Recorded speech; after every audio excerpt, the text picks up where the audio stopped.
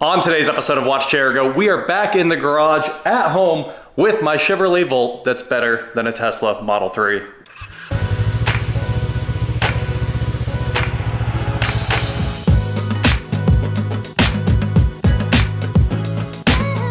What is going on, guys? I am Watch Chair Go, and like I said, we are back in the garage with my 2017 Chevy Volt Premier with everything. This has the adaptive cruise. It's running comma 3, so it's completely self-driving without ever touching the wheel, which is better than those Model 3s are doing, except for those FSD ones. But the more I hear about those things in the wild, it seems like nobody actually has FSD, and even then, it's become really annoying with its nags, and comma literally does what it's supposed to do. It makes driving chill. But this car has decided the driving is no longer going to be chill. Instead, it's gonna be broken. So for the last year, I basically haven't driven this car at all. I think I drove it maybe 2 times or something like that. And then I get it back and it's hurt. It's idling horribly. You can feel the whole car shaking. And I was like, well, you know, that's what happens when they don't get maintenance for a year, basically. I mean, it got an oil change. You guys saw the video of that. But then, you know, it comes back and it's just completely upset. And it makes sense. The engine on these things is direct injected. It also experiences a lot of very short run cycles very often because it's a plug-in hybrid. So if it's not running on all battery, or if it's cold outside, the engine's gonna start, stop, whatever it wants. And a lot of times it might run for maybe 2 minutes and then shut back down. Well, that is not good at all for valves and carboning up with DI. So they want to either run for a long time or pretty much be port injected. Those are your choices. This thing combines the worst of both worlds and creates a big problem for the engine, basically. So I got it back. It doesn't run. Now, Eric tried to take it to Topeka a few days ago and was like, dude, this thing just cut all of its throttle and quit driving on me out on the highway. And now you have to floor it every like 2 seconds. You have to go wide open throttle, wide open throttle, wide open throttle, and then the throttle picks up and then it quits again and it goes back into limp mode. And you have to sit there and like pump the throttle 3 times before the engine will give you any power back, and then it quits again. So he limped it back home with it being a nightmare. And today we're gonna figure out what's going on with it. I haven't scanned it. I haven't looked at it since. It's been parked for like a month since then, honestly. So I can't drive it anymore. I miss driving this car. It's so nice to get in it and hit cruise and just sit there and just let the car drive down the road. It's so good at what it does. But we gotta figure out what's wrong with it so I can get back to doing that. Well, we are out in the Volt and I finally scanned it just now. We had to go pick up the Autel, and now we know that we have 2 codes that matter on here. We have P050D, which is cold start, rough idle. It's a history code. Oh wait, DTC status not history. Okay. All right, well, the engine hasn't started in probably 2 months, so let's see if we can start it here. Mode. It's probably not gonna let me start it no matter what. Yep, no way we can start the engine. The battery is full on this thing. I wanted to make sure we could actually drive it around, and it will go into limp mode, and we won't be able to do that if the battery's not full. So the other one we have is 06DE, which is engine oil pressure control solenoid valve stuck on, and that one is a history code. Other than that, we have like lost communication with cruise control module, which happens when I switch between comma and standard cruise control. So that's completely normal. The switch actually breaks the connection and remakes it. Everything else looks completely fine. So put it in park here, and we're gonna go ahead and clear all the codes. Check engine light is gone. I do need this car to run. So today we're just going to pull the intake. I hope we can pull the intake on this and walnut blast it the way we did on the Equinox. So we still have Johnny's walnut blaster here. We still have a bunch of leftover walnut. Let's get the hood open on this thing and go to work and see if we can solve this problem ourselves today, because this car needs to get checked off the to-do list. It's been sitting on here for so long and I need it to run, and Eric and Rachel need to take it to Denver. I don't know why that's why I fix things, but apparently that's why I'm fixing this. After just one quick look at what it's gonna take to get the intake off this car, I've pretty much decided that we need to do a little bit of troubleshooting first, at least try changing the spark plugs. It shouldn't need spark plugs. It's a 50,000 mile car. You know, obviously it probably has factory iridiums that should go 100, 150, 200,000 miles. But getting the intake off of this car basically requires disassembling the car. It looks like you may even need to pull the engine because it's buried underneath this thing. So we're gonna start by getting the engine cover off, which for some reason they have screwed onto this thing. Good old GM switching it up on you. This engine looks brand new inside. Possibly the cleanest thing I've ever seen in my life. But we're gonna grab this Torx that you have to get the engine cover off, which is just insane. It should just be on push tabs, but this is a California emissions car too, which is why there's a bunch of extra stuff in here, like this exhaust valve that can do EGR all the time. It's got exhaust temp. It has all kinds of nonsense because, like I said, I think it even has additional catalytic converters for California. It's pretty crazy. So these are really made for one state. And obviously most Volts, hybrids, electric cars originally were concentrated in California and then have kind of swept over the rest of the nation and the world as we move towards stuff that kind of works like this. But the downside of California, of course, is all this extra emission stuff. With that said, let's get the engine cover off here. I've never even had it off before because this looks like the worst car I've ever had to work on in my life. It was not made to ever be repaired. One T30. At least it comes right out. It's probably never been off before because it's never needed worked on. And now the engine cover won't come off. All right, we got her. That is a lot of insulation.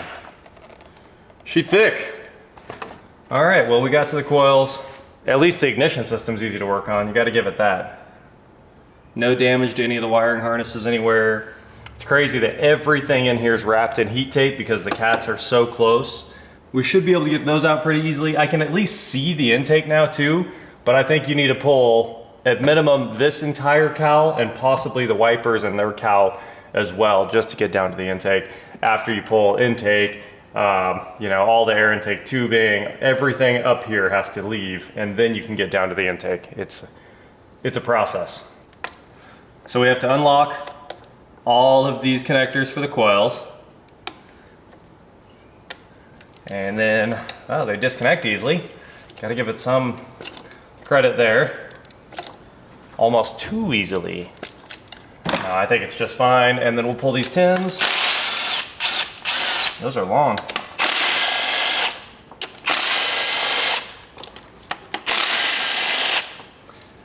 And pull these coils. It has these dumb 45-degree coils in it. I really don't like those. It makes it really hard to work on the thing.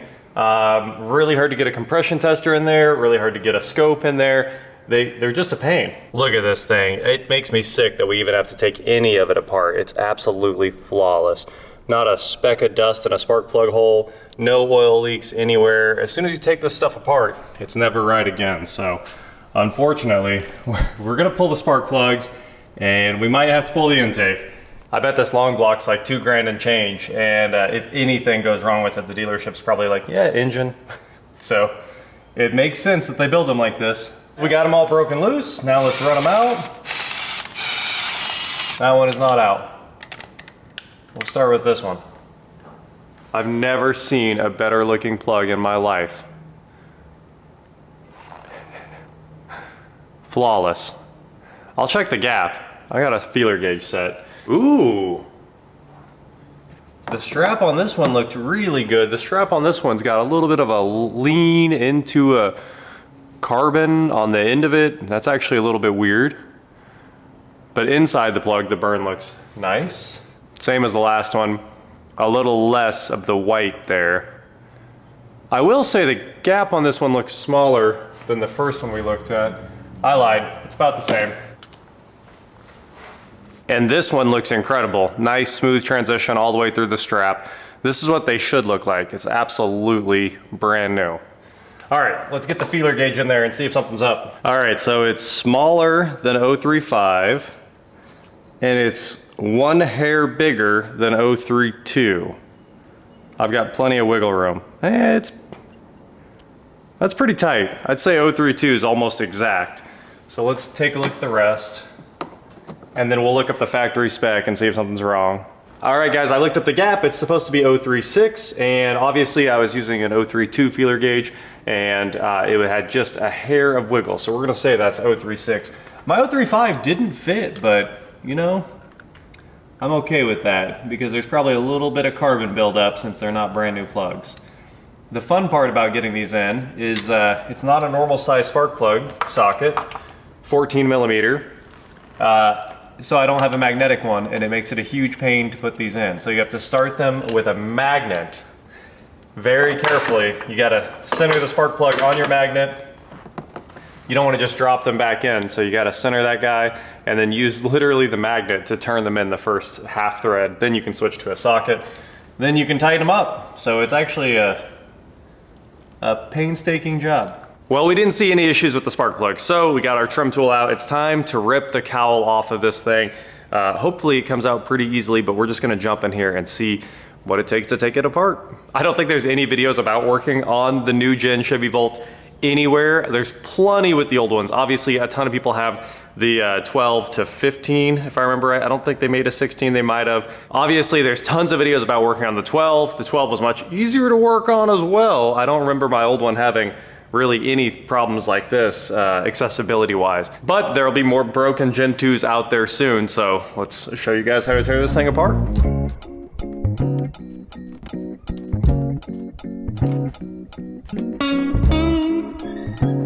After all the pull fasteners are out of the upper cowl here, you're going to need to remove the wipers so you can keep removing. So pop those off. You'll probably want an impact. It's 15 millimeter.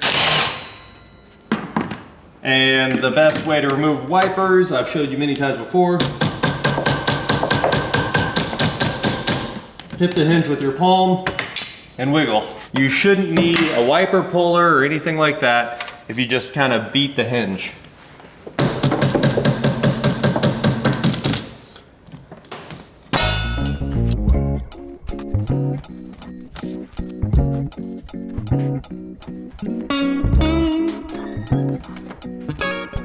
Now that we've got the upper cowl off, it looks like we need to pull 4 tins, and then we can keep going and getting the lower out of the way here.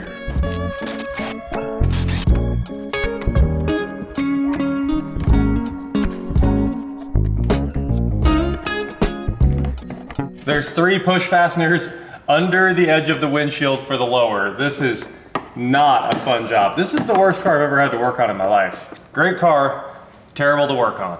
Be careful, one good hit and you'll snap your windshield since you're working around the edge. Just getting those 3 fasteners out is a huge deal. And now there's one more right here. It's got like this snaking metal bracket that picks it up. Oop.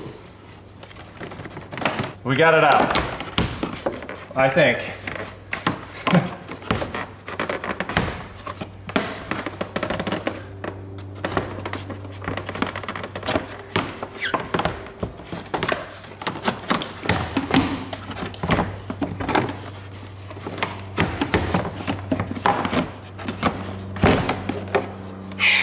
After all that work, you can see that now we probably need to pull the strut brace and the air filter, air intake system, all of that good stuff out of here. That should buy us a little bit of room. I think the strut brace here actually buys us a lot of room, and then maybe we can get the intake off the back of this engine and get a camera in there. What a nightmare. We've finally made a little bit of progress in here. So, oh. That's all that PEA. Well, it wasn't getting sucked into the engine, I can tell you that. It was sitting down in here. But all that PEA I sprayed in here was sitting down in the little resonance chamber, or the air intake shut up chamber. And now it's all over the engine, which is a little bit annoying. I'm gonna pour out the rest of it. Yep, there's a lot in there. All right, I got it all out of here, but that's what happens when you try to use the straw treatments and you can't actually get into the intake. From the beginning, this has been terrible just because you can't access anything. See if we can get this giant air box off the top of the throttle body. Hopefully it's just held on by, of course there's more than one thing holding it on.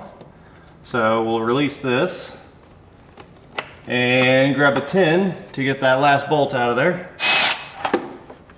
Throttle body looks incredible inside. Have you guys ever seen a throttle body that clean in your lives? Look at that, this car is perfect. It's not even dirt, it's just shadows. Usually they're at least covered in oil. All right, so far you've removed all of the air breather assembly from the air cleaner there. and your strut tower brace and all of the plastics that enabled you to get this deep into the engine bay. And now you've disconnected what appears to be the evap solenoid right there, the throttle body right there, and way down on the side there is a map sensor right underneath the fuel right there. You'll see a map sensor. So just straight down there. And the nice thing GM did, this is the first nice thing on the whole car, is right here on the intake there is a diagram of the bolts and the torque and the order to torque them in. And the middle one is buried underneath the throttle body from what I can tell. And then 2, 3, 4, 5. So there should only be 5 bolts holding the intake onto the engine. And if you got this far, you're about ready to remove everything. You shouldn't have to take the throttle body off. I don't think it's in the way. You may have to unbolt this cover. There's a plastic cover on there just to make it pretty for some reason, and that may or may not have to come off. We're gonna figure that out right now. Oh yeah, if you have a California car like mine, there's an EGR tube back there too. That's like 6 more 10 mils you're gonna have to unbolt. It comes up to the middle of the intake, right under the throttle body, and then goes way off to the side. It's probably O-ringed. Hopefully it comes apart without needing new O-rings or anything to put it back together. But we're gonna take that apart right now. There's 2 bolts up top, come right out, and then it looks like 3 bolts down here on the bottom. And that, after all that's done, you should be able to start removing the intake. Also, the wiring harness clips, I already pulled all of those. That took a minute. And of course, these ones that are mounted onto these metal studs, I went ahead and removed all of those and put their bolts back in place so I don't lose those. You know, I have the Harbor Freight 1/4 inch. All right, the EGR tube's out. This is the first thing on this car that's looked nasty. Look inside that. Solid black, but then again, it is exhaust going back into the intake. So you can kind of expect it to look terrible, and it looks like it is. The part that matters is an O-ring seal. So everything's gonna be just fine when it goes back. And I put all the screws back where they came out so we can get them right back where they belong. 2 more bolts that I can see and 1 more invisible bolt, and this thing should come out. I might have to get a camera in here just to find that lower bolt. Oh, I can feel the bottom of it. Can we find the bolt? No luck. All right, we gotta get a camera in here to find the invisible bolt. And hopefully after I find it, I can kind of describe to you guys where it is. Because whatever it is holding this thing tight. Guys, I came over here thinking, no way they'd put a bolt inside the intake, right? Because I felt around underneath and I couldn't feel it. Oh, that bolt's inside the intake. Under the EGR tube is where you can find the final bolt to get the intake out of your Volt. It's a good thing they put that diagram on there because it really kind of led me there from the very beginning. But now I think we got everything off. If we can work it up and out of here. Make sure you got all those wiring harnesses, especially that map connector. Whoa.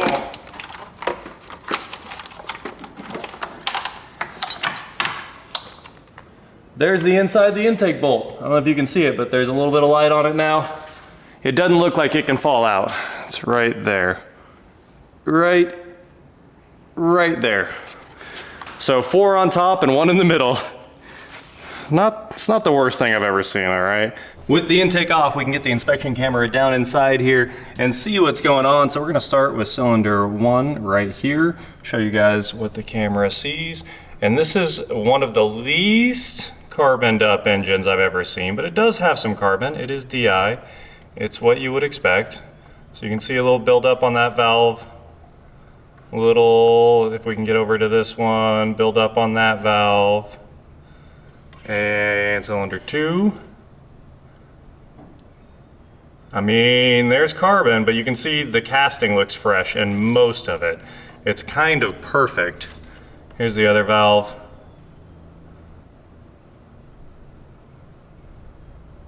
It doesn't get much better than this in reality. We'll still clean it because I went through all this work. I didn't do all this work for nothing, I'll tell you that. Here's the other valve. It looks about the same as the others. None of them look bad. Why we're taking the entire car apart now? That's what we're gonna explain? Yeah. So we need to get the fender liner out so we can spin the engine over here. And we're just about there. Let's see. There can't be more than 1 or 2 fasteners left up underneath here. But we're just about to our crank bolt. Then we can turn the engine over And once we do that, we'll be able to run through our cylinders, get the valves closed, and Walnut blast this thing. So maybe we can just peel this thing back, but at the moment, oh, I can finally see the crank bolt. All right, I guess we're just gonna peel it back. All right, guys, we are basically prepped now. We got the wheel well out, we got our socket on the crank bolt, we got our camera down in the spark plug hole here so we can do some TDC finding. So we're gonna turn this thing over, find it when the piston hits the top. We just refilled the Walnut blaster and we're basically ready to hit these 4 cylinders as fast as we can after this is done here. So right now I can see the number 1 piston is all the way at the bottom of the cylinder. We're gonna throw you guys up here on the stand so you can see what's going on as we run through all 4 of these cylinders and get this thing back to being perfectly new. Honestly, it's the best looking engine I've ever dug into. Usually you wouldn't expect them to need any maintenance at this point, but a little bit of carbon on the valves, we'll clean it up, and hopefully it's perfect after that. Coming up, coming up, coming up. Careful.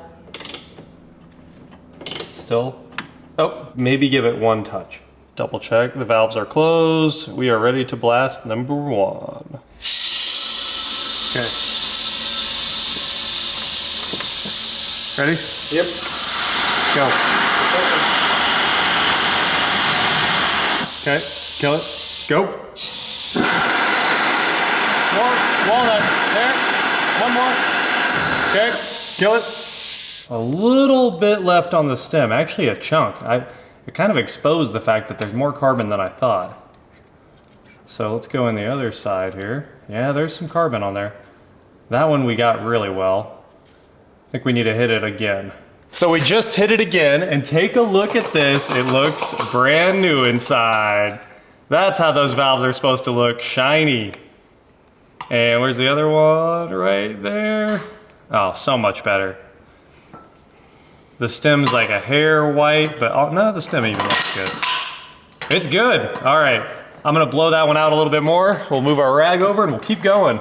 All right, guys, we skipped the boring part for you, but as you can imagine, lots and lots of walnuts flying through the air. That's kind of what this whole process is. But take a look at those valves. They look nice and shiny and black. Here's the other one. Oh yeah, no more carbon buildup on those. The whole head is clean. So now we kind of got walnuts everywhere this time. So I'm gonna blast everything out with air, go through and clean out all the head and cylinder, the head ports again to make sure the cylinders are clear, and then we'll start putting this thing back together.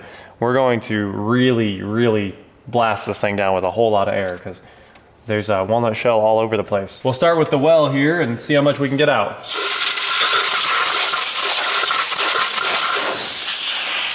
All right, if you're doing this at home, it's really hard to find the torque spec. We never even found the actual torque spec, but we found the one that sounds the rightest. So your first pass, you're gonna tighten down to 27 inch-pounds, which we've already gone past that because I was a little ahead trying to get this thing done. And then your second pass, if I can find the bolt inside the intake, is 44. And then make sure you're doing them in order. It's 1, 2, 3, 4, 5, just bouncing back and forth. And your last one will be 80. Ooh, that's how you break your windshield. Move a little too quick. This windshield is so annoying. Peak annoying windshield. What do you think this is? Some kind of McLaren? It's for the MPGs. Running the windshield. It is for the MPGs, you're not wrong. All right, one more pass after this. All right, let's turn it up. Final pass. I'm gonna go with 84 inch-pounds because a lot of different things said 89. So, yeah, we'll meet in the middle. Couple extra inch-pounds. Okay. Can't hurt anything because there's basically no difference. Yeah, it's even 89, pretty close. Yeah. Ooh, don't drop your socket because it's game over if your socket disappears inside the intake. We're out. It's the last time we're going in. I'm going in. And I'm gonna go hard. I see the socket. Magnet for the win. The time has come. Eric's tightening down the last clamp here. We kind of skipped the reassembly because it's put it back together in the reverse of the way you took it apart. Yeah. So keep track. Put Put your bolts in a location that you understand. Keep track, that's all I can say. So we're ready to start it now, and hopefully it runs better than it ever has, even though it's probably gonna be upset the first time we hit start, but let's do it. It's gonna smell like a barbecue smoker. It's gonna smell like walnut pellets. Walnut pellets. All right, here we go.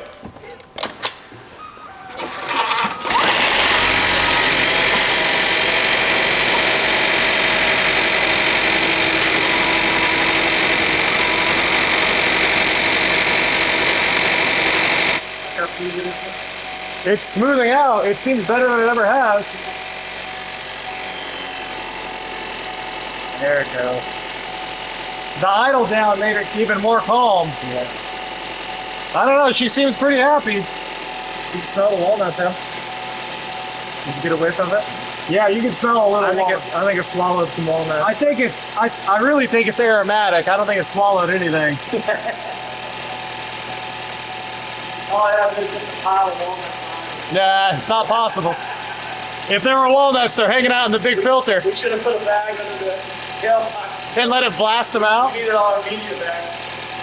Yeah, that sounds great. Well, it was upset the first start. I don't know why, but we shut it off and hit start again, and nothing else. It's perfect again. Yeah, that's what a sewing machine sounds like. It does sound like a sewing machine. This is what I expect from this car at all times. Well, time to put it back together and drive it. There's no lights on the dash. Sorry about the dinging. This thing, it never stops dinging. She's ready to rock. No more startup misfires. Yeah. I haven't driven in a while, so it was still just misfiring from the get-go. You know what? After you drove it and it threw a fit, it really never was that bad again.